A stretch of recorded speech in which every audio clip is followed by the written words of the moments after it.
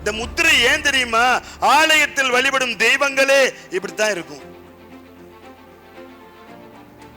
புரிஞ்சுதுங்களா? இப்படிதான் வச்சிருப்பாங்க. முத்திரை இல்லால் உலகத்தில் ஒண்ணுமே இல்லை. முத்திரை இல்லால் உலகத்தில் ஒண்ணுமே இல்லை. திருவள்ளுவர் ஜலமுத்திரை, மகாவீரர் மகாமுத்திரை, ராமகிருஷ்ண பரமஹம்சர் மிருகி முத்திரை. ஒரு கையில ஹிருதய கமலம், இன்னொரு கையில மிருகி முத்திரை. சர்க்கரைக்கு அருமருந்து மிருகி முத்திரை. கோடி சுவாமிகள் கோபுர முத்திரை, சீரடி பாபா அபய முத்திரை, வள்ளலார் சிப்பி முத்திரை, நபிகள் தட்டு முத்திரை, இயேசுநாதர் பிராண முத்திரை. இன்னைக்கு மேல என்னங்க வேணும்? எல்லாமே முத்திரை தான். முத்திரையால் முடியாதது எதுவும் இல்லை. முத்திரையால் முடியாதது ஒண்ணுமே கிடையாது. முத்திரையால் முழுவதும் மாறும்.